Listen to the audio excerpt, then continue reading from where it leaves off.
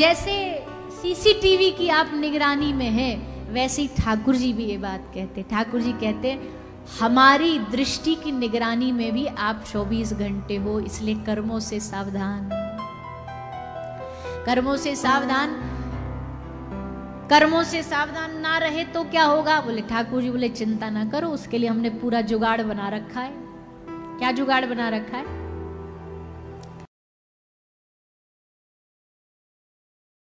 हमारे डिपार्टमेंट है ना समाज को चलाने के, वन विभाग, शहर का म्युनिसिपैलिटी का विभाग, केंद्र सरकार, राज्य सरकार, ये सब विभाग है, व्यवस्था बनी रहे इसलिए। कथा भी होती है तो उसमें विभाग बांट दिए जाते, भैया तू प्रसाद संभालेगा, भोजन तू संभालेगा, एक को दे दिया तू स्टेज का पूरा साफ सफाई संभाले, एक को दे दिया तू सिक्योरिटी संभाले, ताकि सब व्यवस्थित चलता रहे। ठाकुर जी ने भी विभाग बना दिए। भगवान थोड़ी ना दिन भर हमारे कर्मों की टेंशन लेते फिरेंगे, कौन क्या कर रहा है। ठाकुर जी ने विभाग बना दिए। चित्रगुप्त को दे दिया तू लेखा जोखा रजिस्टर लेके लिखता रहे। एक स्वर्ग है, एक नरक है। स्वर्ग क्या है? भोग योनि वाले स्वर्ग में जाते हैं। बड़े ध्यान से सुनना सब लोग। ये जो मिथ है, जो गलत फहमी है हमारे मन में कि हम स्वर्ग चले जाएं, इसको सबसे पहले तोड़ना बहुत जरूरी है। स्वर्ग मिल जाए, आहा स्वर्ग में तो देवता रहते हैं, हमें भी काश मृत्यु के बाद स्वर्ग मिल जाए, मजा आ जाए, आनंद आ जाए। और स्वर्ग सचमुच बड़ा अच्छा वैभव से परिपूर्ण है, भरा हुआ है भंडार। ऐसे आंख बंद करो और कहो संसार का सारा सुख धन वैभव मिल जाए, तुरंत आ जाएगा सामने। अप्सराएं मिल जाए, तुरंत आ जाए। भोग योनि है। नरक भोग योनि है। स्वर्ग में अच्छे कर्म भोगे जाते, नरक में बुरे कर्म भोगे जाते।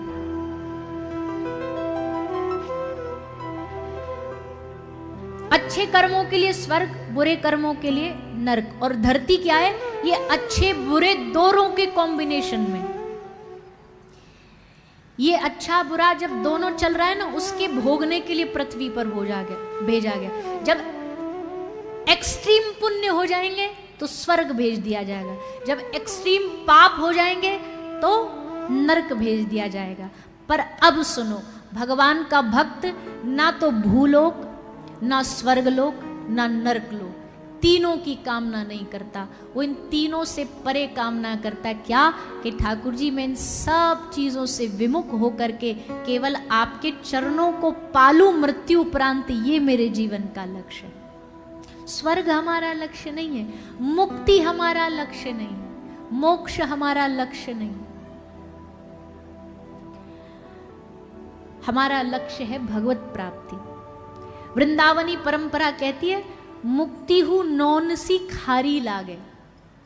कोई आपको केवल नमक नमक दे दे खाने को, बोले लो भैया भूख लग रही है, लो 1 किलो नमक खाओ,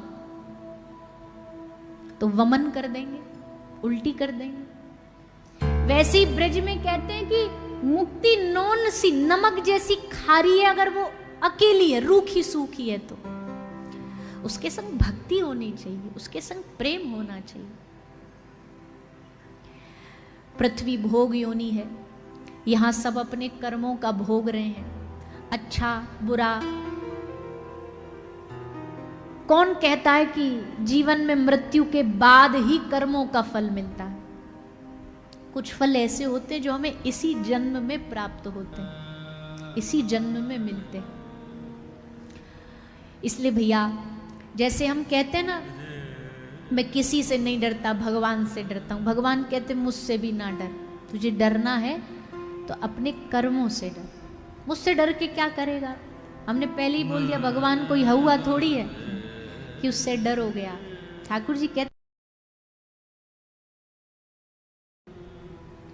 कुछ कर्मों के भुगतान हमें यही करने पड़ते हैं, कुछों के हमें पिछले जन्म के भोगने पड़ते हैं, और कई अभी ऐसे हैं जो हमारे जमा हो रहे हैं, जिनके लिए आगे के लिए हमें तैयार हो जाना चाहिए,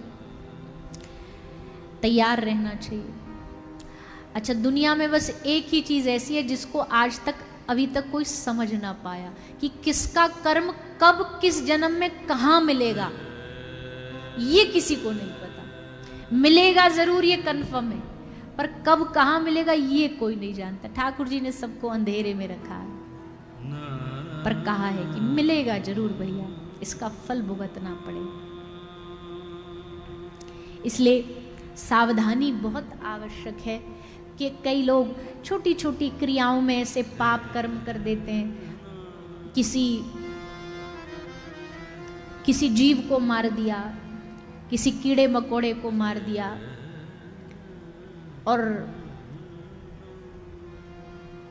कई तो हमको लगता है कि बस सींग ही नहीं है उनके सर पर, वो जो दैत्य वाले सींग दिखते हैं ना, बस वो सींग ही नहीं दिखाई देते, बाकी क्रियाएं तो उनकी सब दैत्यों जैसी है।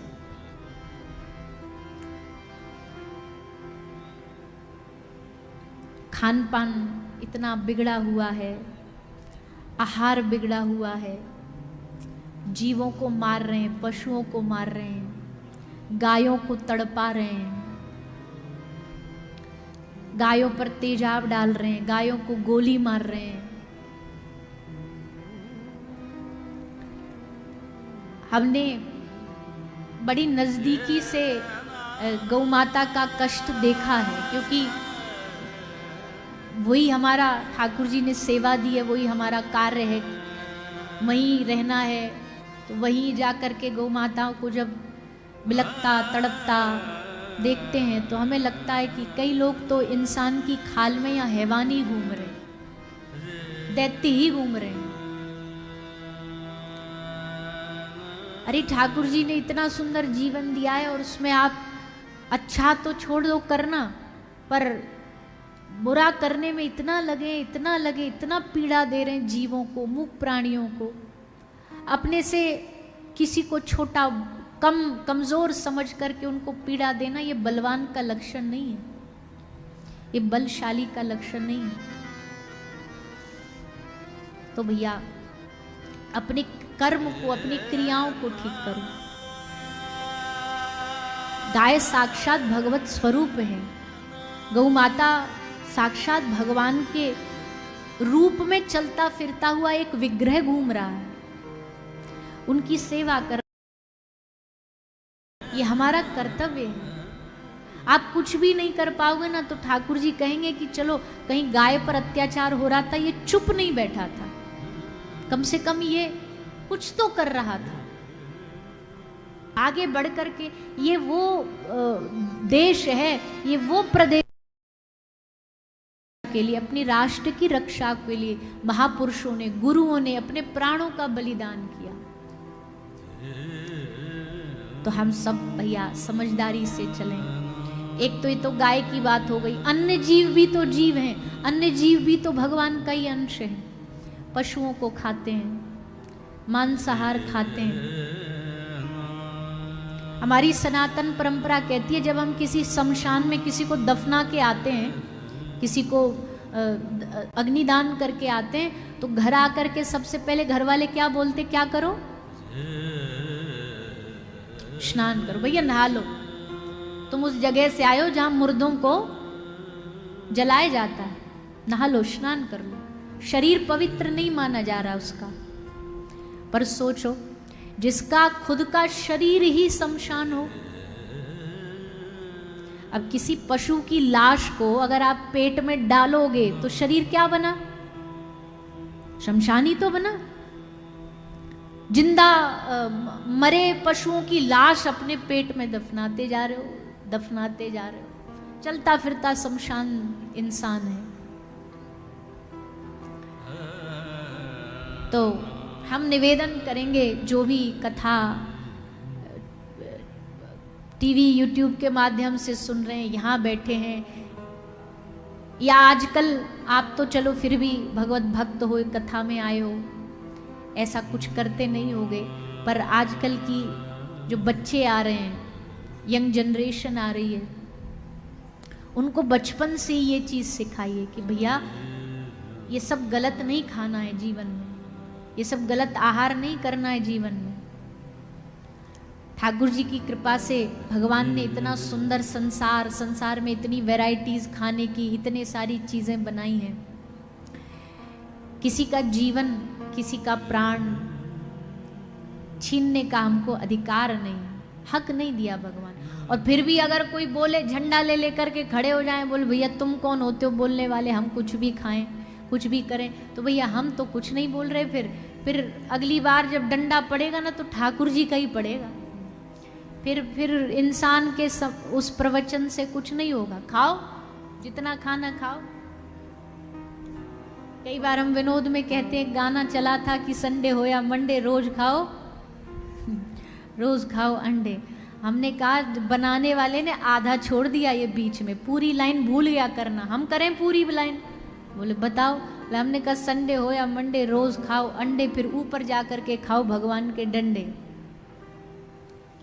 ऐसे थोड़ी छोड़ देंगे ठाकुर जी। बोला हमारे प्रकृति के हमारे जीवों को मारेगा, इधर आ तू, हम बताते तुझे। स्वाद की जीव के स्वाद के सुख में बावरा हो गया, तुझे होश नहीं रहा कि भोजन कर रहा है कि तू जीवों को मार रहा है, खून खा पी रहा है किसी का। अच्छा, तथाकथित तार्किक लोग फिर हम पर और ज्ञान पेलने आ जाते हैं। क्या बोलेंगे? अरे आप जो अन्न खाते हो, आप जो फल खाते हो, ये भी तो कोई जीव ही है।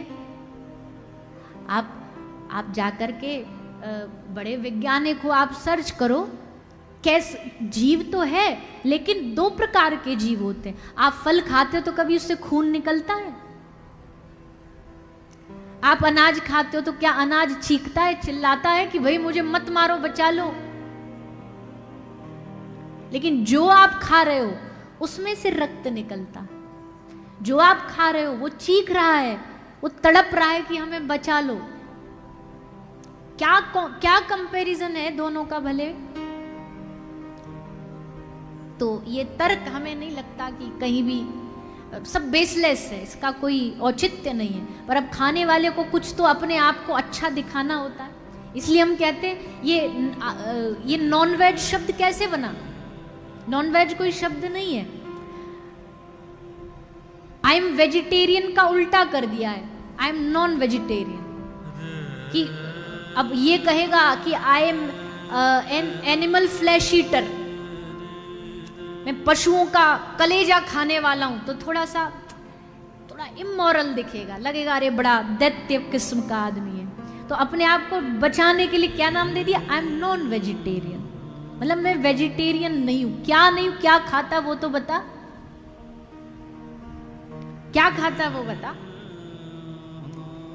इसलिए भैया हम तो दो चार चीजें ही आपसे बोलेंगे। वैसे आपसे इसलिए बोल रहे हैं क्योंकि आप भी ऐसे बहुत लोगों को जानते होंगे जो गलत खाते हैं, जो नशा करते हैं, जो शराब पीते हैं, जो ये सब चीज़ों में पड़े, तो आप भी उनको समझा। बोले जी हम कथा में सुन के आए थे, तो हम वही चीज़ आपको बता रहे हैं, भैया ये ना करो, ये ना करो। अपना मित्रों का सर्कल ऐसा रखो जो आपको गलत चीजें छुड़ाए, जो गलत चीजों से जोड़े नहीं।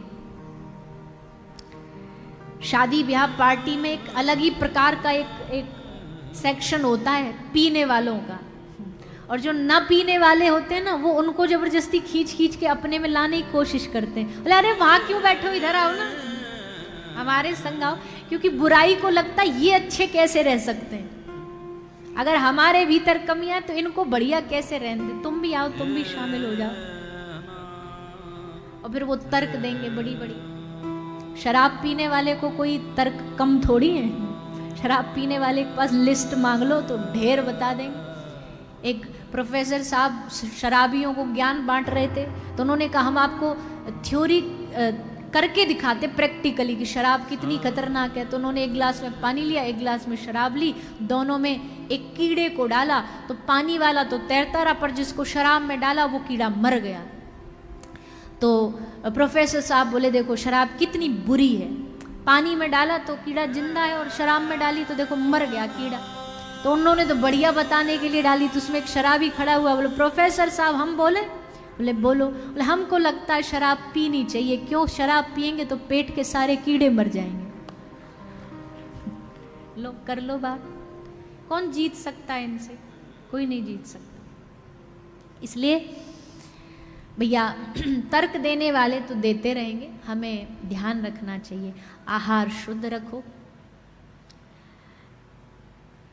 श्री सुखदेव जी महाराज ने नरकों का वर्णन सुना के बताया और फिर राजा परीक्षित बड़े घबराए, बड़े चिंतित हुए, क्योंकि महत पुरुष का अपराध तो सबसे बड़ा अपराध होता है, संत का अपराध तो सबसे बड़ा अपराध होता है। राजा परीक्षित ने वही अपराध किया था। घबराए तो राजा परीक्षित को सुखदेव जी ने संभाला कि हे राजन, तुम्हें चिंता करने की आवश्यकता नहीं, तुम भगवान की शरण में आ गए हो, तुम नाम की शरण में आ गए हो, अब तुम्हारा नाम अपने आप कल्याण कर देगा। नाम की महिमा सुनाई। अजामिल नाम के एक भक्त का चरित्र भागवत जी में सुनाया गया, नाम भगवान की व्याख्या की गई। अजामिल ने अपने पुत्र का नाम नारायण रख करके नाम जपते जपते भगवत प्राप्ति की। ऐसी भागवत जी का एक प्रसंग अजामिल की कथा सुनाई गई। आगे श्री प्रहलाद जी महाराज का चरित्र सुनाया गया। श्री प्रहलाद जी की चर्चा आप हम सब श्रवण पान करेंगे। उस ओर बढ़े उससे पहले आइए राधा रानी एक हमारे पास भाव कई दिन से आ रहा है कि ये भजन आप सुना दें। हम भूल जाते हैं, कहीं और फिसल जाते हैं, पर आज थोड़ा सा समय है तो आइए 2 मिनट वो भजन गाते हैं। और इस भजन के बीच में ही हम प्रार्थना करते हैं, जो लोग पीछे हैं ना, वो भजन के बीच में ही थोड़ा थोड़ा खिसक खिसक के आगे आ जाओ। खड़े नहीं होना, जहाँ बैठे हो बैठे बैठे ही थोड़े से आगे आ जाओ, ताकि पीछे वाले लोगों को स्थान प्राप्त हो सके। और बाकी लोग आनंद लेते हुए भाव से, हर्ष से, उल्लास से, आनंद से गाएंगे, नाचेंगे, तालियों की सेवा करेंगे और श्री किशोरी जी का नाम गुणगान करेंगे। हो मुझे और जगत से क्या लेना, क्या लेना, मुझे और जगत से क्या लेना, क्या लेना, हो मुझे और जगत से क्या लेना, क्या